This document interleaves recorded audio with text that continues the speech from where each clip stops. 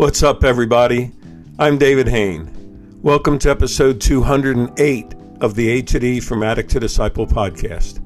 If you enjoyed this episode, please like, subscribe, follow, and share the link with your friends, or click on the support link in this episode's description. Your donation of any amount could change a life. If you'd like to get our curriculum, you can get the paperback or ebook of From Ashes to Destiny on Amazon. When we come back, we'll get into this episode entitled, Say No to Mockers.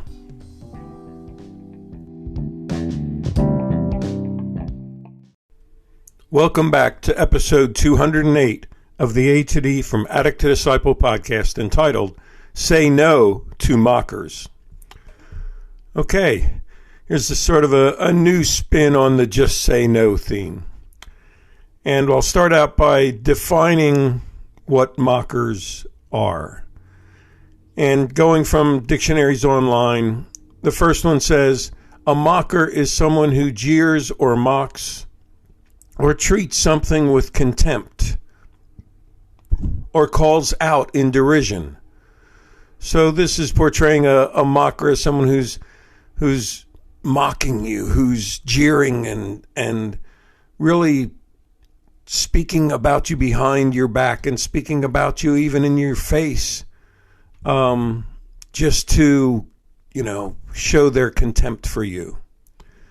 Another definition focuses more on teasing, and it says it's a person who repeatedly causes emotional pain, distress, or annoyance to another. And sometimes, and you may have known someone who just teased you all the time and didn't know how much pain it caused in you. And this could often happen as you were growing up or in school or moved into a new area where you became the object of someone always teasing you and finding everyone else laughing at you. A third thing I found, and this is an old-fashioned UK meaning, and it's called put the mockers on something. And this old-fashioned meaning says when you put the mockers on something, you spoil something or stop it from happening. Like rain could spoil a picnic. So there's some definitions of mockers to get us started. And one final one, I'd like to look at sort of the book of Proverbs from the Bible, where it's looking at mockers in all of these senses, really. People who mock, who tease, who ridicule, who scoff, and people who ignore wisdom and actually are fools in the midst of their mocking, and can get to the point where they actively oppose wisdom by mocking people who are wise. And they seek to tear down wisdom and tear down people who are wise in order to get people on their side. So this is a really aggressive way to come against not just people they're picking on, but against people who are walking in wisdom that could help other people find their way. So I guess what I'm saying is that most of us in our addiction have known mockers. Some of us may have become addicts because of mockers, and some of us may have been the mocker while we're in addiction. Because really in addiction, there's mockers all around us. There's people waiting to say, I told you you would relapse. There's dealers waiting to get our business back and mocking us as we're walking in the wisdom, as we're walking clean. There's counselors who say, you don't really want to change, or I can see you're not ready. And they're sort of showing contempt and undermining of the progress that we've made so far. There's prison guards and warders who say when we're released, I'll keep your bed waiting for you, you'll be back soon. And then there's also the voices inside our head that say, why bother? You'll never make it in recovery. So I guess for this episode, what I'm saying is, what do we do in the face of mockers? whether they're external, internal, whether they're people of authority or not. And my message is we need to learn to say no to mockers. And I'm going to look at 4 categories of way mockers come at us. So the first is just say no if the mocker steals your peace. You know, that guy who won't shut up, who always brags and tells stories, who calls you names. And I'm reminded of the quote from Proverbs chapter 9, verses 7 and 8. It says, whoever corrects a mocker invites insult. Whoever rebukes a wicked man incurs abuse. Do not rebuke a mocker or he will hate you. Rebuke a wise man and he will love you. So this is warning us that if you're in the face of this guy who's always talking, won't shut up, and he's stealing your peace, you know that if you attempt to correct him, if you attempt to rebuke him, it's just going to lead to more abuse. So the first way of saying no to mockers is protecting your peace, not getting into arguments with them. Okay, the second one is say no to mockers if they drain your energy. And sometimes these mockers can be from people we don't know, like looking for jobs in vain, and we just keep getting turned down and turned down. Even going through the process of preparing a new resume or CV. Or maybe the mocker of nonstop having to hustle up money for today. So lots of things in our brain that can just drain us of our energy as it mocks us with a why bother? Why are you even trying? You know, what's going on here? And Luke chapter 14 and verse 29 says, or perhaps when he has laid a foundation and is not able to finish, everyone who sees begins to mock him. And I think this is good advice in knowing that when we're drained and worn out because we're trying and trying and trying and nothing seems to be happening to help us get out of our situation, get that job, get that new place to live, whatever, that we need to guard our words and who we share our struggles with. Because if it's someone who really doesn't care about us, they're going to use that as an opportunity to mock us and drive us deeper into our feelings of despair. The third area is when a mocker dilutes your hope.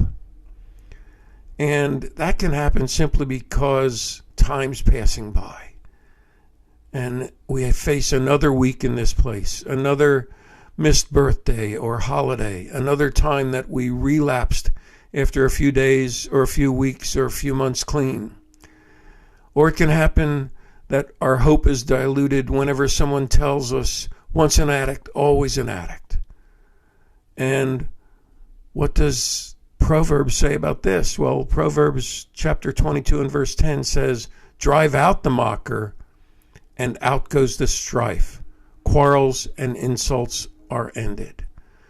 So I think what I'm saying is when you feel your hope dragging away from you and being diluted by what's going on, this is a time where we can make plans to drive out the mockers, to silence the voices. And so in so doing, strife will go out of our life. Quarrels and insults are ended. And we can really get back to focusing on moving forward and not just staying stuck where we are. Okay, the fourth and the last category for today is say no to a mocker when it creates dreams of using. You know, that guy who always wants to borrow a buck off of you so he can buy another bag of crystal, and he promises to share with you. Or the thoughts that you can't get rid of getting your ex back. Or the mocker when you hear that song or that style of music that you used to get high to. Or maybe when you go by the places that remind you of when you were using. You get it? So there are little things in our life that can create dreams of using. And Proverbs chapter 20 and verse 1 says, wine is a mocker, strong drink is a brawler, and whoever is led astray by it is not wise. So we have to think, what are the little things that take us into our deep addiction? And this is why it says wine is a mocker, but strong drink is a brawler.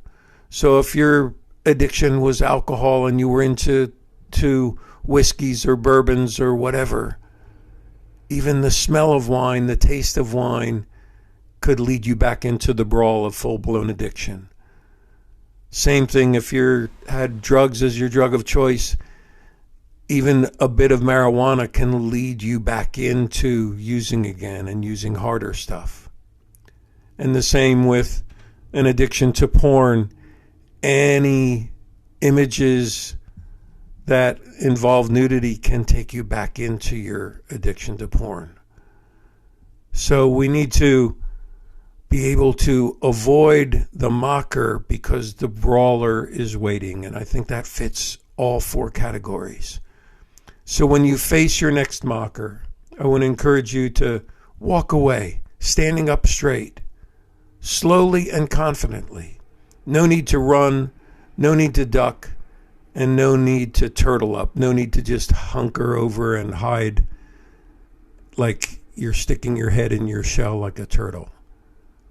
Remember to face your next mocker by saying no to mockers.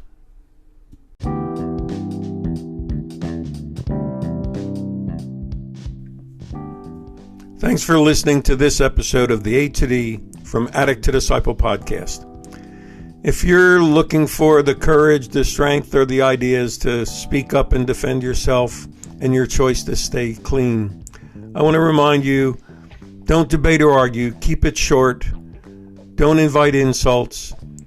And watch out for the mockers that will lead you to be enslaved by the brawler. If you need someone to talk to, I urge you to join a group. You can message me on the link in this podcast or by email at davidfromatod@gmail.com. Or you can go to my website, www.fromatod.org, and click on the contact page.